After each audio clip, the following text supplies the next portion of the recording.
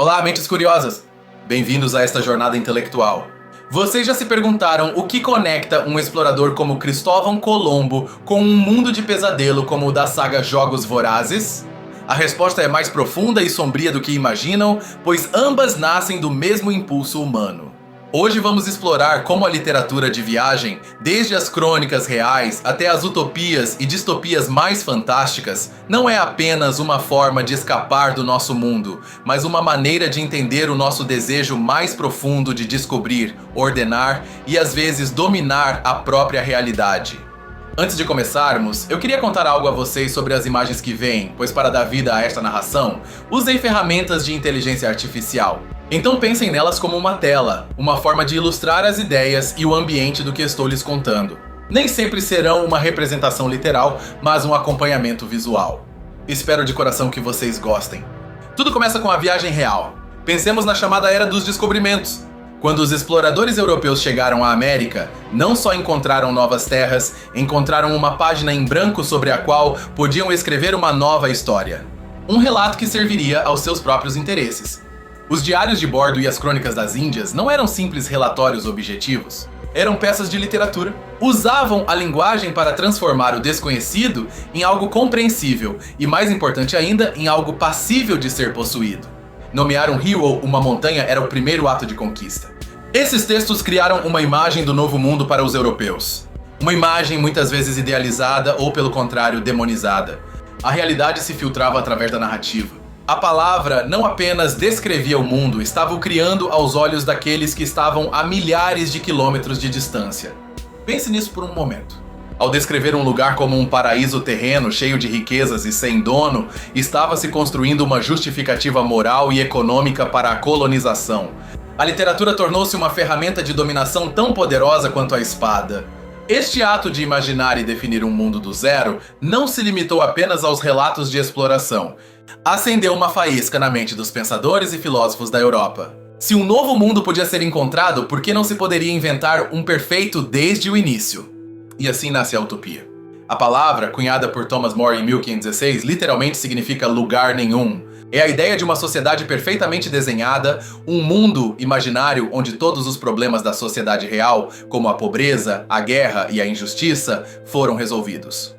A utopia de More era uma ilha onde a propriedade privada não existia, o trabalho era compartilhado e a razão governava sobre a paixão. Era uma crítica direta à Inglaterra de sua época, cheia de conflitos e desigualdade. Um exercício de engenharia social no papel. Outras utopias seguiram, como A Cidade do Sol de Campanella ou Nova Atlântida de Francis Bacon.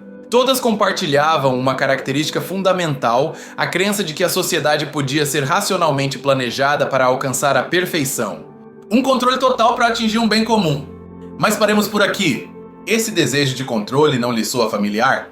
É o mesmo impulso do colonizador, o de impor uma ordem sobre o que se percebe como caótico. A utopia é, de certo modo, uma forma de colonização intelectual.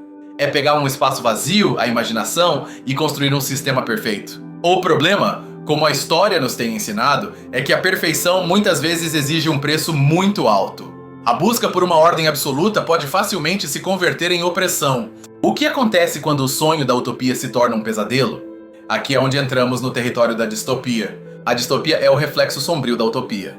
É a imaginação de um mundo onde a tentativa de criar uma sociedade perfeita resultou num sistema totalitário, desumanizante e opressor. Pensemos em 1984 de George Orwell. O governo, o partido controla cada aspecto da vida, não apenas as ações, mas também os pensamentos. Utiliza a vigilância constante, a propaganda e a manipulação da linguagem para manter o poder absoluto. A Nova Língua, em Boyle 84, é um exemplo perfeito. É uma linguagem projetada para limitar a liberdade de pensamento. Se você não tem palavras para expressar a rebelião, não pode se rebelar. É o mesmo princípio do relato colonial, usar a linguagem para controlar a realidade, mas levado ao seu extremo mais assustador. Ou consideremos Admirável Mundo Novo, de Aldous Huxley. Aqui o controle não é alcançado através do medo, mas do prazer. A sociedade é projetada para que todos sejam felizes com o seu lugar, graças à manipulação genética, ao condicionamento psicológico e às drogas que eliminam qualquer sentimento negativo. Neste mundo feliz, a individualidade, o arte e o amor verdadeiro foram sacrificados no altar da estabilidade. É uma utopia do conforto que esconde uma profunda distopia espiritual. Uma gaiola de ouro. O controle é tão completo que as pessoas nem sequer percebem que não são livres. Agora vem o interessante. As ferramentas de controle nessas distopias, a vigilância, a propaganda, a classificação de pessoas, a supressão da cultura nativa, não são por acaso versões extremas das mesmas ferramentas usadas nos impérios coloniais para governar os povos conquistados? O relato colonial classificava os indígenas como selvagens para justificar o seu domínio. A distopia classifica seus cidadãos em castas ou distritos para manter a ordem. O ato de mapear, definir e controlar é exatamente o mesmo. Só muda o cenário. Então o círculo se fecha.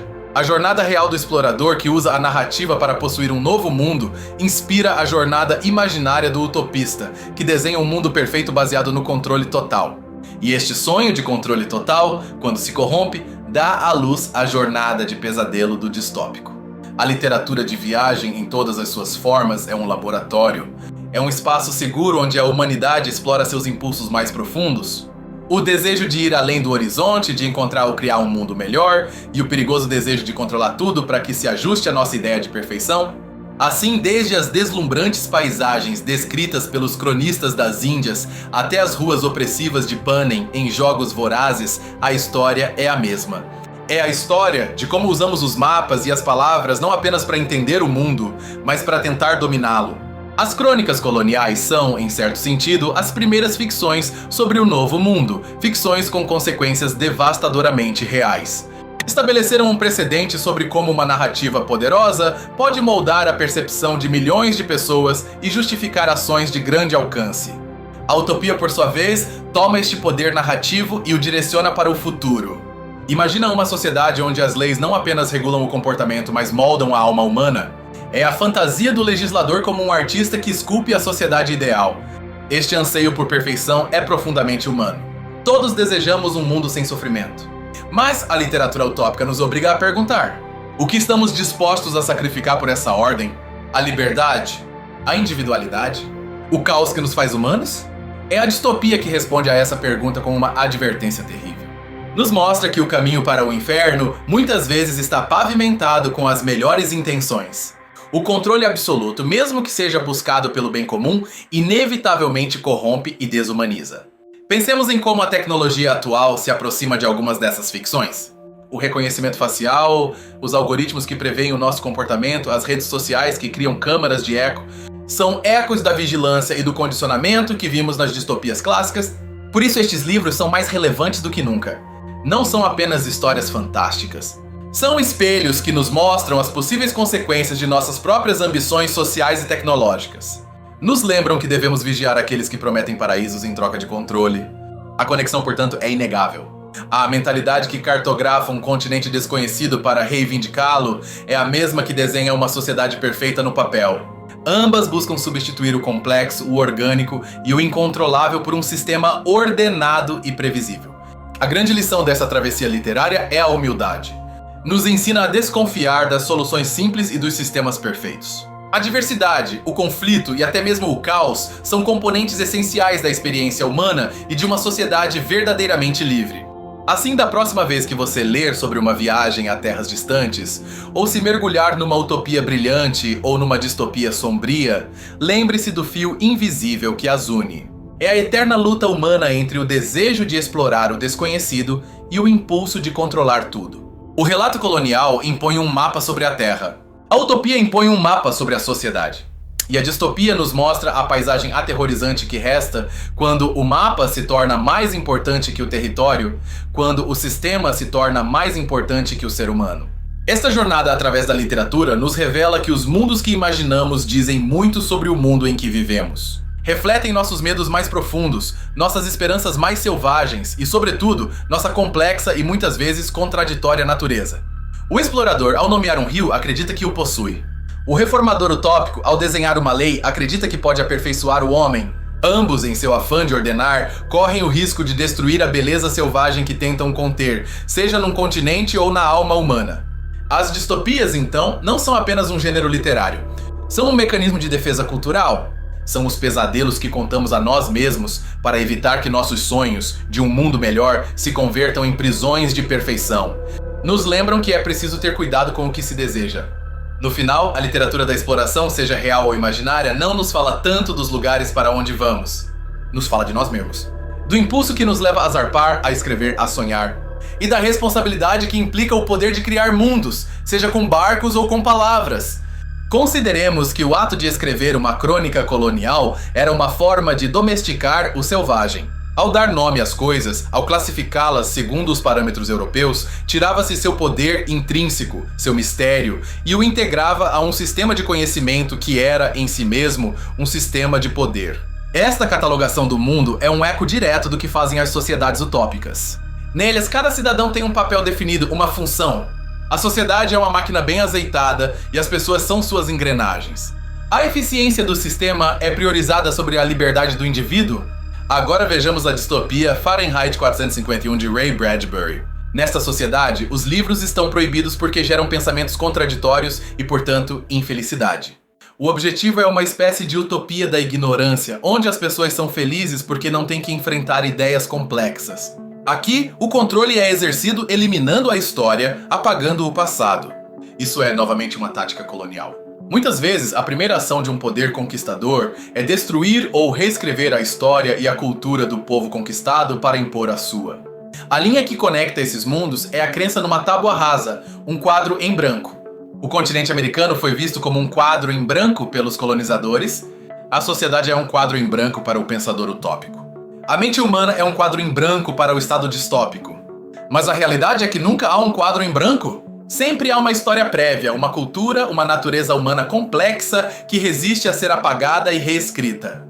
E é nessa resistência onde surgem as histórias mais poderosas, as da rebelião e da luta pela liberdade. O relato colonial, apesar de sua intenção de domínio, não pôde evitar registrar, às vezes sem querer, a riqueza das culturas que encontrava. Da mesma maneira, nas distopias mais opressivas, sempre há personagens que recordam, que amam, que lutam para recuperar o que se perdeu. Então, as utopias são inerentemente ruins? Não necessariamente. Como exercício mental, nos ajudam a identificar os problemas da nossa própria sociedade e a imaginar alternativas. O perigo não está em sonhar com um mundo melhor, mas em acreditar que existe uma única versão desse mundo melhor e que se pode impô-la pela força. A literatura funciona como um sistema imunológico para a sociedade. Nos injeta pequenas doses de futuros possíveis, tanto bons quanto ruins, para que possamos desenvolver anticorpos contra as ideias perigosas. Nos treina na empatia e no pensamento crítico. Ao viajar para a Utopia de Moray, para a Terra-média de Tolkien ou para o Panem de Collins, estamos fazendo muito mais do que escapar. Estamos participando de um diálogo milenar sobre como deveríamos viver juntos. Estamos explorando o mapa mais complexo de todos, o do coração humano. O colonialismo não terminou quando as colônias se tornaram independentes. Persiste em formas econômicas e culturais. O chamado neocolonialismo segue operando sob a mesma lógica. A imposição de um modelo cultural ou econômico sobre outro, apresentando-o como o único caminho para o progresso. Da mesma forma, as tendências utópicas persistem nos discursos políticos que prometem soluções totais e definitivas para os problemas da sociedade.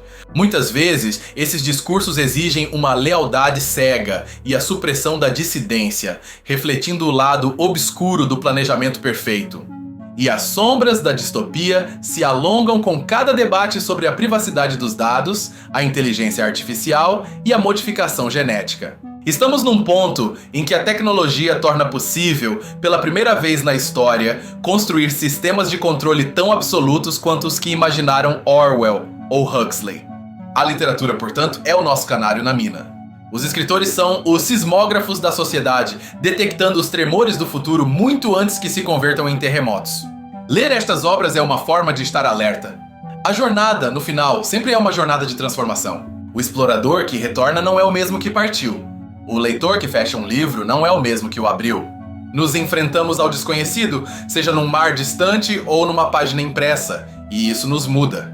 A questão fundamental que estas narrativas nos deixam é sobre o poder. Quem o tem, como é usado e que limites deveria ter. O poder de nomear, o poder de organizar e o poder de controlar. A história da civilização é, em grande parte, a história de como temos lidado com estas três formas de poder. Os relatos de exploração nos ensinam sobre o poder da narrativa para dar forma à história. As utopias nos ensinam sobre o atrativo e o perigo do poder centralizado. E as distopias nos ensinam sobre a necessidade de resistir ao poder quando se torna absoluto. Assim, este não é apenas um tema de literatura, é um tema de cidadania. Entender estes padrões nos torna mais conscientes das narrativas que nos rodeiam hoje, nas notícias, na política, na publicidade. Nos ajuda a discernir quando estão nos contando uma história para nos libertar e quando para nos controlar. Voltemos à ideia do mapa. Um mapa é uma ferramenta útil, mas sempre é uma simplificação da realidade. O problema surge quando esquecemos isso e tentamos forçar a complexidade do mundo real a encaixar nas linhas simples do nosso mapa, seja geográfico, social ou ideológico. A literatura de viagens imaginárias nos convida a fazer o contrário, a abraçar a complexidade, a entender que pode haver múltiplos mapas, múltiplas formas de ver e organizar o mundo. Nos anima a ser exploradores, não conquistadores, do vasto território da experiência humana. Pensemos nos monstros marinhos que eram desenhados nas bordas dos mapas antigos, nas zonas inexploradas. Esses monstros representavam o medo do desconhecido. A literatura distópica desenha monstros similares nas bordas do nosso progresso social e tecnológico, advertindo-nos dos perigos que espreitam. A utopia, em contrapartida, tenta apagar esses monstros do mapa, declarar todo o território seguro e conhecido. Mas ao fazê-lo, muitas vezes cria um monstro muito pior, o da conformidade forçada, que se esconde no centro mesmo da cidade perfeita. O relato colonial muitas vezes descrevia os habitantes das novas terras como monstros ou, no melhor dos casos, como crianças inocentes que precisavam ser civilizadas. Era uma forma de desumanizá-los, de convertê-los em objetos sobre os quais se podia exercer poder sem remorsos morais. Este mecanismo de desumanização é chave nas distopias. Em 1984, os inimigos do Estado são desumanizados como traidores. Em Admirável Mundo Novo, os que sentem emoções profundas são vistos como doentes que precisam ser condicionados. O sistema se protege definindo o outro como inferior ou perigoso. Portanto, a capacidade de ver a humanidade plena no outro, naquele que é diferente, é o ato de resistência mais fundamental contra as lógicas coloniais e distópicas. É um ato que a boa literatura fomenta ao nos fazer viver por um momento na pele de outra pessoa. A exploração real parou quando o mundo foi completamente cartografado, mas a exploração literária é infinita. Sempre haverá novos mundos para imaginar, novas utopias para sonhar e novas distopias sobre as quais nos advertir, porque a natureza humana e a sociedade estão em constante mudança. Cada geração reinterpreta estas histórias. 1984 foi lido de uma forma durante a Guerra Fria e é lido de outra na era da vigilância digital. Estas obras não são estáticas, são conversas vivas que temos com o passado sobre os dilemas do presente e os medos do futuro. O ato de viajar implica vulnerabilidade, a aceitação de que não se tem o controle. O conquistador e o ditador distópico odeiam a vulnerabilidade, buscam eliminá-la. O verdadeiro explorador, como o verdadeiro leitor, a abraça como uma oportunidade para aprender e crescer. No fundo, todos somos cartógrafos de nossas próprias vidas, criando narrativas para dar sentido ao caos da existência. As histórias que contamos sobre nós mesmos e sobre nossa sociedade definem os limites do que acreditamos ser possível.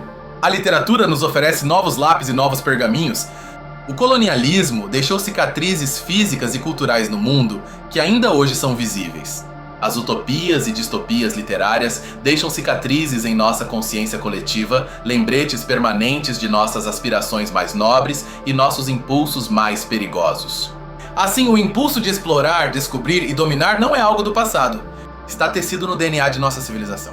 Reconhecê-lo é o primeiro passo para canalizá-lo para a criação e não para a destruição, para a compreensão e não para a opressão. A jornada nos levou desde os barcos à vela, em mares desconhecidos, até as cidades impossíveis da imaginação. Vimos como o mesmo desejo de ordem pode criar tanto um paraíso sonhado quanto um inferno perfeitamente administrado. Descobrimos que a literatura não é um mero reflexo da história, mas uma força ativa dentro dela. As histórias que contamos importam, dão forma às nossas crenças, justificam nossas ações e constroem os mundos em que vivemos. Desde o relato colonial que reclamava terras em nome de um rei, até a distopia que nos adverte sobre o controle total em nome da segurança. A tensão sempre é a mesma, a liberdade individual frente à ordem coletiva. Estas histórias nos equipam com um ceticismo saudável, nos ensinam a fazer perguntas. Quem conta esta história? A quem beneficia? O que fica de fora do mapa? Que liberdades são sacrificadas no altar desta utopia particular? Assim, a literatura é, em última instância, uma ferramenta de exploração, Não de novos continentes, mas de novas possibilidades. Nos permite viajar através do tempo, habitar outras mentes e ver o mundo de perspectivas que de outra forma nos estariam vedadas. O poder de imaginar um mundo diferente é o primeiro passo para poder mudar o nosso. Seja inspirados por uma utopia ou advertidos por uma distopia, a ficção nos impulsiona a refletir e potencialmente a agir. Nos lembra que o futuro não está escrito. Espero que esta jornada lhes tenha revelado as conexões ocultas entre os mundos que descobrimos e os mundos que inventamos. E que lhes tenha mostrado o poder imenso que reside no simples ato de contar uma história. Da próxima vez que você vir um mapa, lembre-se que não é apenas uma representação do espaço, é uma representação do poder. E da próxima vez que você ler uma novela, lembre-se que não é apenas uma fuga, é um ato de exploração do que significa ser humano. O colonialismo usou a narrativa para justificar a dominação. A utopia usa a narrativa para desenhar a perfeição. A distopia usa a narrativa para advertir sobre o controle. 3 gêneros, 3 formas de viajar, mas um só motor, o incessante impulso humano de dar forma ao mundo. A pergunta que fica pairando é: que histórias estamos contando hoje? Que mundos estamos construindo com nossas palavras, nossas tecnologias e nossas decisões? Estamos explorando ou estamos, sem perceber, colonizando o futuro? Não tenho uma resposta definitiva, mas acredito que a chave está em continuar lendo, continuar questionando e continuar explorando. Porque na multidão de histórias e perspectivas é onde encontramos a sabedoria para navegar nossa própria jornada complexa. Em resumo, a jornada desde as crônicas reais até as ficções mais audaciosas é um espelho de nossa própria evolução. Revela nossa capacidade para a grandeza e a criação, mas também nossa perigosa inclinação para o controle e a dominação. A literatura é o mapa dessa dualidade. No final, o poder da literatura não reside em nos dar respostas fáceis, mas em nos ensinar a formular as perguntas importantes. E a pergunta de como equilibrar a liberdade e a ordem é talvez a mais importante de todas. A exploração destes mundos, tanto reais quanto imaginários, nos ensina que cada paraíso prometido tem um custo oculto. E que muitas vezes o monstro a evitar não está nas terras distantes, mas dentro de nós mesmos, em nosso próprio desejo de uma ordem perfeita. O conhecimento destas histórias é uma bússola? Nos ajuda a navegar as complexas correntes da política, da tecnologia e da sociedade. Nos permite reconhecer os velhos padrões nos novos discursos e escolher nosso rumo com maior sabedoria. Assim continuemos sendo viajantes. Viajantes de livros, de ideias, de perspectivas.